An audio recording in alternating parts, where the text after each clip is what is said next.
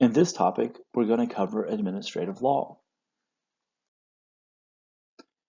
Administrative law refers to the powers and procedures that's given to administrative agencies.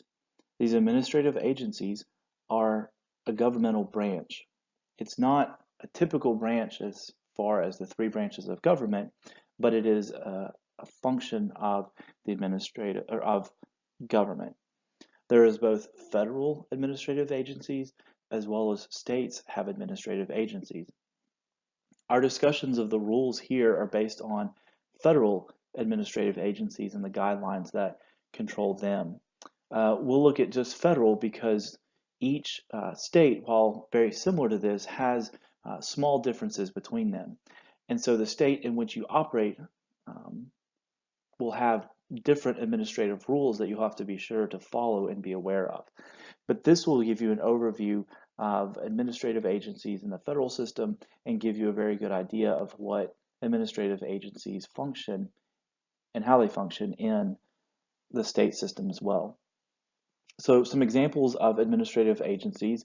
Everybody's heard of a lot of these, but you may have not realized that they're considered an administrative agency and would be subject to the rules and regulations of administrative law.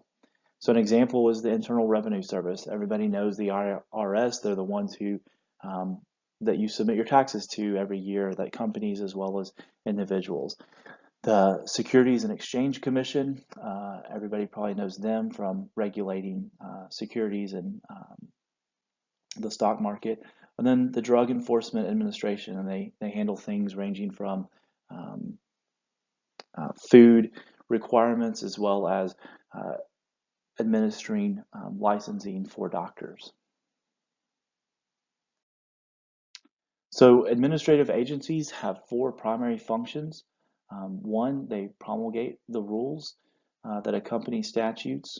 That's what's referred to as regulations. Second, they will conduct formal adjudications. Third, they will conduct investigations. And finally, and this is kind of the catch-all category, they take informal discretionary actions. So the first primary function is rulemaking. We talked about last week the sources of law, and we had the Constitution, we had statutes, and then we had regulations. When we're talking about rulemaking, that regulations is what we're referring to. So when enacting a statute, Congress as well as state legislatures often lack the time and the resources and honestly the expertise to set forth all the rules that need to accompany a statute. And so a lot of times statutes enacted by legislatures set forth the general principles.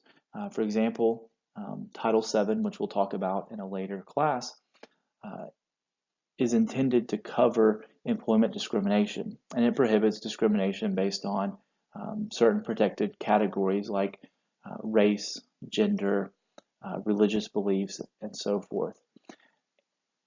The statute says that employers are prohibited from discriminating against people in the terms and conditions of their employment based on one of those protected classes. But it does not define all the pertinent rules that are necessary for enforcement and implementation of Title VII. That's where the legislature, through a statute, will delegate to an administrative agency to draft and publish the regulatory guidance that's necessary to complete that statute. And so that's what we're talking about when we're saying rulemaking. Rulemaking refers to the administrative agency providing that additional guidance accompanying a statute. Once the legislature through the statute has delegated that responsibility to the administrative agency, the first step is for the agency to give public notice of its intent to make a rule.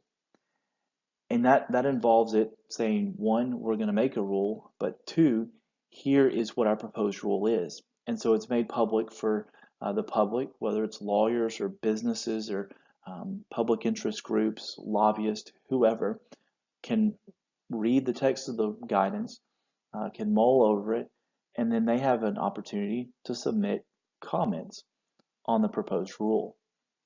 It's not uncommon for there to be hundreds to thousands of comments submitted to the administrative agency to review after this public period ends. And oftentimes these comments can be very persuasive to the agency. It's not uncommon for the agency to receive a bunch of comments and feedback and to take it and then be motivated to make substantial changes to the rule. Something that the agency may think of as being easy or a good idea could be exposed through the public comments to problems or unintended consequences that the administrative agency failed to realize or to plan for. So the comments usually, oftentimes, they're not positive, saying "great job, looks good." Oftentimes, they're intended to identify a concern, and when they identify the concern, they then explain the basis for that concern, and then a lot of times they'll propose a solution. For an example, if the rule involved setting a threshold limit for being subject to some regulation, if it set the limit at say $1,000, there may be some concern that the $1,000 threshold is too high, and the person submitting a comment would state that it's too high. They would explain why they believe it's too high, and then they may propose a solution, something such as reduce it from $1,000 to $750, and that would likely increase the number of people subject to it by a large number or a small number, whatever they're going for. And so that would be the process of rulemaking initially, is that they would open it up for public comments. Public comments would be submitted, and then the administrative agency would have the opportunity to review those comments. In addition to receiving those comments, the agency has the authority, but they're not required, to hold a public hearing on the proposed rule. The public hearing does happen, but it's not very common. At least my perspective and involvement, I don't see many formal hearings based on proposed rules. Usually it's just they publish the notice and give a period for comments and feedback. So once the agency receives those comments, whether it's through just submission of written comments or through a public hearing, the agency goes back, they examine the comments. Like I said before, they may find problems or issues that they didn't think of before with their initial rule, and it may cause them to make some changes. And oftentimes they take those into account, make final revisions, and have a final rule. But it's also very possible that the initial comments will cause substantial revision to the extent that the agency may seek public comments for a second time, and that does happen. In the end, whether they do 1 or 2 or even 3 public comment periods, once the agency lands on what they believe is the final rule, the agency will then publish the final rule in what is known as the Federal Register, and then the final rule is codified in the Code of Federal Regulations. And that's where you can go to find, that's where all the regulations that are promulgated by the administrative agencies are stored, basically, and that's where you can go and look at them. But just because a rulemaking period starts where they have public comment and they propose a rule, not all proposed rules ultimately end up being published. There are some IRS regulations that were proposed in the late 90s that have never been finalized. They're out there as proposed rules, but they've never been finalized. So people may follow them or take them into account when they're advising clients on tax consequences, but they're not a formal rule entitled to deference, as we'll talk about in a little bit. So sometimes an agency will abandon the rule altogether, or they'll decide to not formally publish it. But once it is published, it is a regulation and is entitled to judicial deference under the Chevron cases we'll talk about in just a little bit. So the second primary function of administrative agencies is conducting formal adjudications. In some statutes, Congress will give administrative agencies the authority to resolve a dispute. An example is the DEA has authority to determine whether or not a physician should be permitted to prescribe controlled substances. The DEA is given that authority to hold a hearing and make a decision as to whether or not the physician should be given authority to write controlled substances. The adjudications, they're a court-like proceeding. We talked about the court process last week, and a formal adjudication is like a mini trial. There is a person who presides over it. It's either one or maybe several agency members, or it could be an administrative law judge. Whoever is presiding over the adjudication, though, has powers very similar to a judge. In a court, they have the authority to administer oaths, which that means they have the authority to swear somebody in to testify under oath, subject to penalty of perjury, the same like you would testify to in a court of law. They also have subpoena powers in which they can issue subpoenas for people to request and require the production of documents, or to require attendance at a hearing to provide testimony. The person has the authority to allow depositions, decide evidentiary issues, what evidence is allowed for consideration in the adjudication, and what evidence should not be considered. And ultimately, the person presiding over the adjudication would reach a decision on the dispute.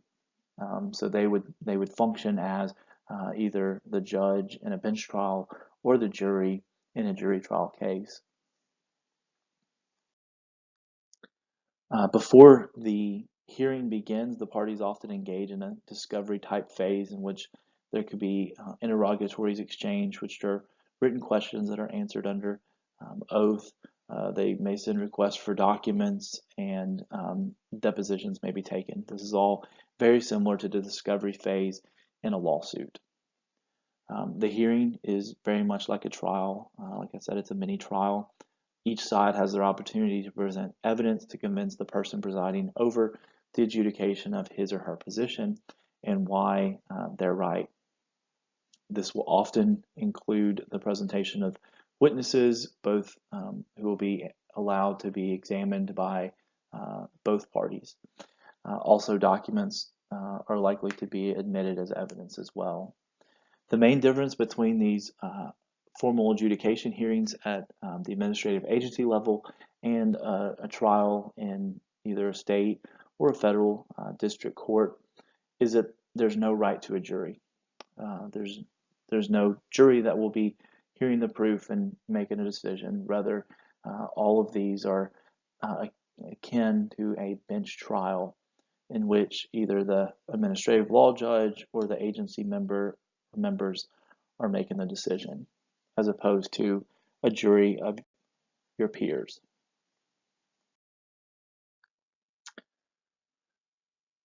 Once the administrative agency's decision is final, that means it's gone through all the processes in which administratively it can be appealed or heard through.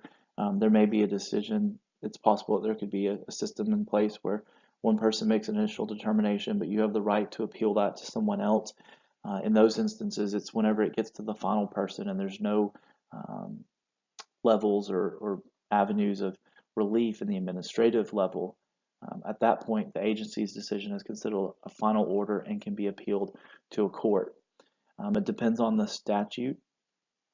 Some statutes say that the appeal is to the federal district court, and a few other appeals skip the district court, the trial court level, and they go directly to the circuit court of appeals. So it depends on the statute as to who has the jurisdiction for the appeal. So judicial review is typically limited to the administrative record. This means that when the court reviews what happened at the administrative level, when they're trying to review and decide whether the administrative agency made the correct decision or not, the court only reviews the testimony and evidence that was presented at the administrative agency. So they get a transcript of all the testimony of the witnesses, and they get a copy of all the exhibits that are produced. and that's all they get. You don't redo your trial. You don't have people come in and present testimony again. You don't reintroduce exhibits. And so this is really important because if there's something you want to raise on appeal in the court, if you didn't develop that as part of your record in the administrative agency, you'll be barred from pursuing that argument in the court system. So it really functions like an appellate court review of a trial court.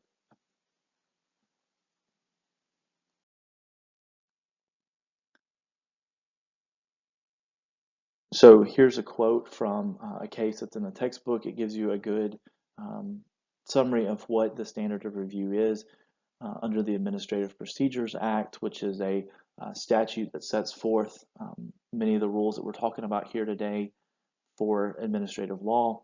The court must set aside any agency action, finding, or conclusion if it is arbitrary, capricious, an abuse of discretion, or otherwise not in accordance with law. So that limits when they can invalidate the agency decision. It's got to be arbitrary, capricious, an abuse of discretion, or otherwise contrary to law. Under the arbitrary and capricious standard, there's a high deference that's given to the agency, and you presume that the agency's action is valid. And so the court cannot set aside the agency's rule if it's rational, based on the consideration of the relevant facts and within the scope of the authority that's given to the agency by statute. So it's a very limited review model, but there is a basis for review, and there are times where courts will say, agency, you exceeded your authority, or your conclusion is arbitrary, or your finding is not supported by the law.